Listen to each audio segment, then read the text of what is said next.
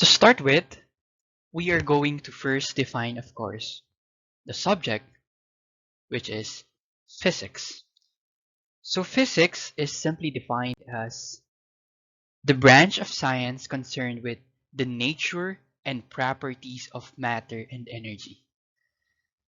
This subject matter of physics can be distinguished from that of chemistry, biology, and can include mechanics, heat, light, radiation, sound, electricity, magnetism, and the structure of atoms. And as you may have observed, physics is a wide-ranging subject. As we have defined a while ago, it is the language of the universe. It explains why chemistry behave in a certain way, and since chemistry and biology is interconnected, it can also explain why biological processes happens. Simply put, again, physics deals with the different interaction of matter, force, and energy. This is traditionally divided into classical and modern physics. In our subject, it can be divided into General Physics 1 and General Physics 2. Modern physics, it started in the 1900s with Max Planck's discovery of what we call the black body radiation. Thus, all of the discoveries, principles, and inventions prior to the 1900s are all considered as classical physics, while those beyond the 1900s are considered what we call the modern physics.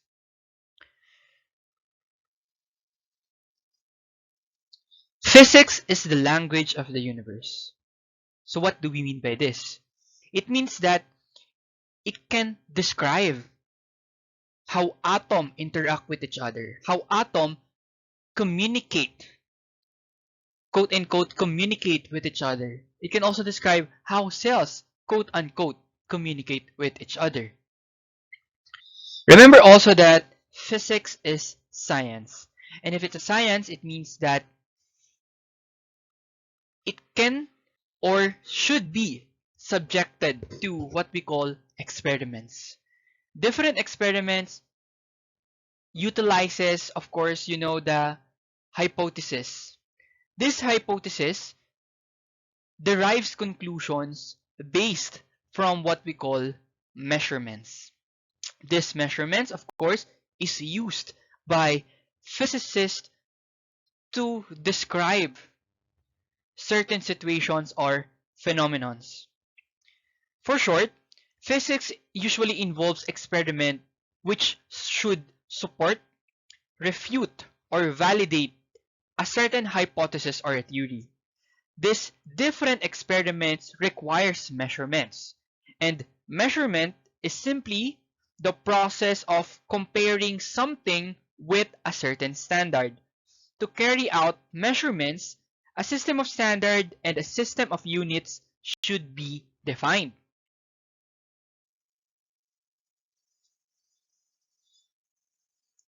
Now, we typically use a reference standard, and those reference standard is also known as the physical quantities. So as of today, we have two different system of units to determine or to describe the different physical quantities.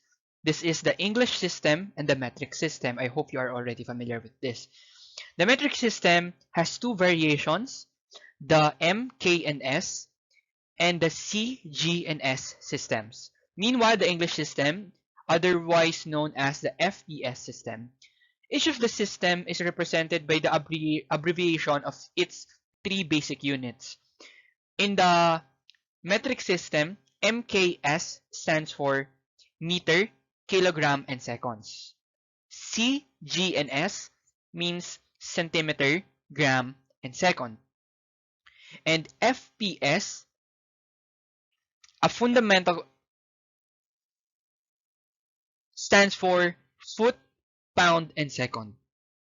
So the FPS system considers pound force as a fundamental quantity. Now the counterpart for foot and pound or pound force in the English system is also known as mass in the metric system. Now, the International System of Units is abbreviated, I know you're familiar with this, as SI.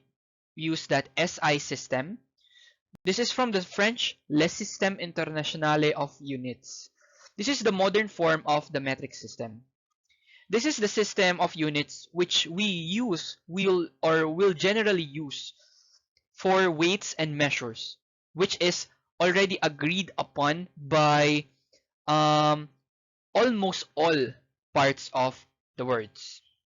Okay, let's go back to physical quantities. Again, physical quantities are the reference standards. So why do we need to have reference standard? Of course, if we want to measure something, we won't know what's the measure if there's no reference. So to describe this further, I have here three physical quantities, or more specifically, what we call the fundamental quantities. So fundamental quantities are the different basic quantities that are independent of one another, which means that they don't need another variable to make sense. There are 7 SI fundamental quantities. We have length, time, and mass. We also have temperature, electric current, luminous intensity, and the amount of substance. But for now, we'll discuss first these three fundamental quantities. Right now, we define length as the distance light which travels in 1 second. Meanwhile, we define time as the transition of the lowest energy state of a fission atom, electron, valence electron, from one electron level to another. Meanwhile, mass is defined as the numerical value of the Planck constant, h. So the SI unit for length is defined as meters. We write down as lowercase m. For time, the SI unit is in seconds. We write it down as lowercase s or SEC. Meanwhile, mass is defined as the SI unit for mass is kilogram, and we write it down as kg. Sometimes base quantity is also a term used to describe fundamental quantities. So this is the list. Then let's now focus on the derived quantities. So derived quantities is defined as the combinations of fundamental quantities. From the term itself, derived, meaning may pinagkuhanan. For example, velocity or speed can be defined as the distance traveled divided by the time, such as this one, meters per second. Other familiar examples of derived quantities are listed on the table. We have volume, we have density, we have force, we have acceleration. These are the different units which you should be familiar with, since these are the different units that we're going to use when we try to solve problems involving physics. Units corresponding to the fundamental quantities are then again called base or fundamental units. The SI fundamental units are meter, kilogram, second, Kelvin, candela, or amperes. So in this part, walang candela. Just write it down.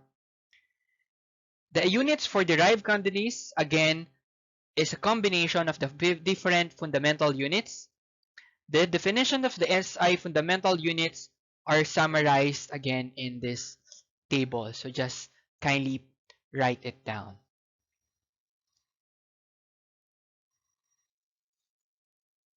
Now, we are now going to define vector and a scalar. Please take note that we are still going to discuss this furthermore when we go to lesson 3, which is vectors. But we're going to define this very, very simply right now. Okay, so what do we mean when we say a vector quantity?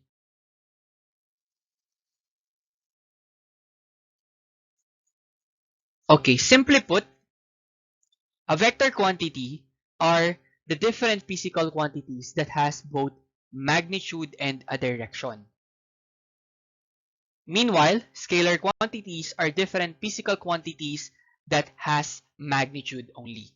So we have here different examples to give us more information about it. For example, when we say thrust, drag, or lift, let's focus on lift. When you lift something, you don't just put something from one place to another. When you say lift, it already has a connotation of a direction, and that would be upward. Meanwhile, scalar quantities, these are physical quantities that has magnitude only. What do we mean by this? It can be defined by itself. For example, length. When you measure, for example, your notebook or your keyboard, and that would be, for example, 15 centimeter, that 15 centimeter will already make sense on its own without any other informations. Okay? Weight means weight is simply mass times acceleration due to gravity. So when we say acceleration due to gravity, gravity per itself has its own direction, and that direction would be downward. That's why weight should have a direction. Meanwhile, mass won't have any direction because mass is simply the number, think of it as the number of particles a certain object has. Next, we'll now define accuracy versus precision.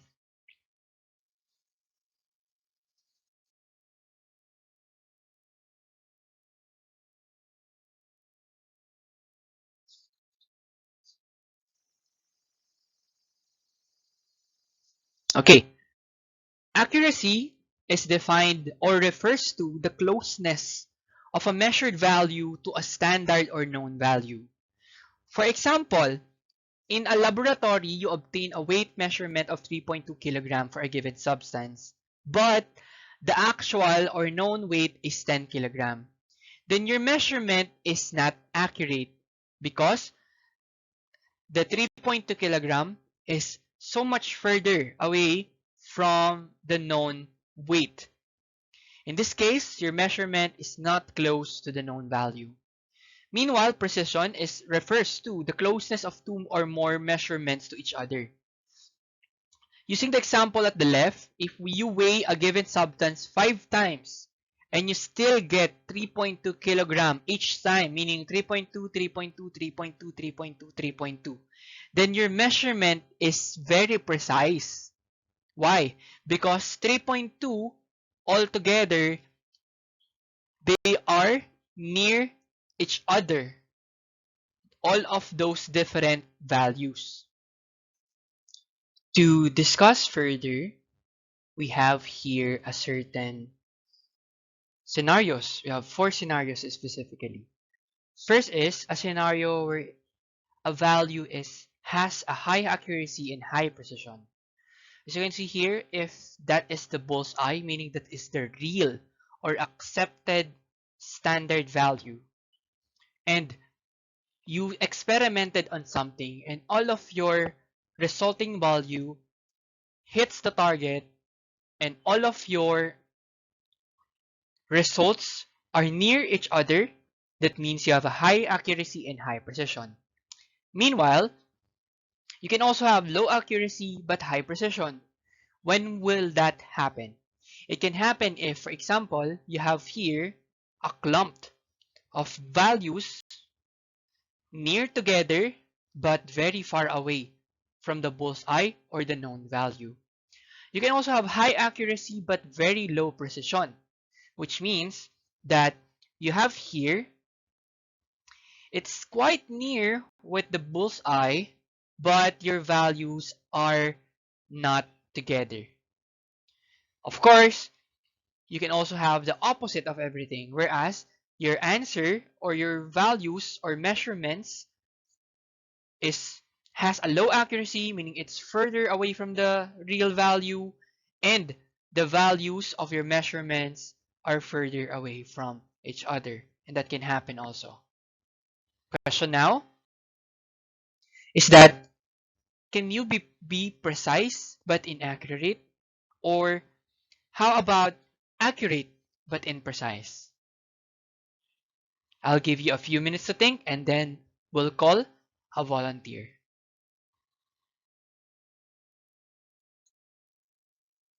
Next is, we'll define what a random error versus a systematic error is.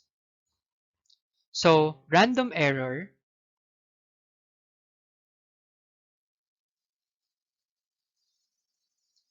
okay, let's start first with a random error.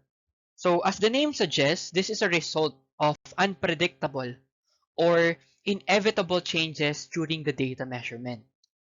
Examples of causes of a random error can be electronic noise from an electrical device or slight variation of temperature when the volume of gas is being measured, or simply uncontrollable presence of wind. For example, like experiment kayo, tapos may ventilador. These errors usually result also from the experimenter's inability to take the same measurement in exactly the same way to get the exact number. There are, for example, times na you have to measure a sphere, and it's quite hard to measure a sphere. Sometimes when you try to measure its length, you can either be higher or lower. So those are random errors. Meanwhile, systematic errors usually come from the measuring instrument or the design of the experiment itself. These errors limit the accuracy of results. This accuracy are reproducible and is consistent in the same direction. So meaning either your measurements always goes up from the known value or it always goes down from the known value. Let's have some examples of those errors. Example number one for a random error. For example, you measure the mass of a ring 3 times using the same balance and get slightly different values, 7.46, 17.42, and then it goes up again by 17.44. The difference of the masses are random errors because, as you can see here, the value either go up and then it goes down and it goes up again. Random. Meanwhile, systematic errors, for example, you have a cloth tape.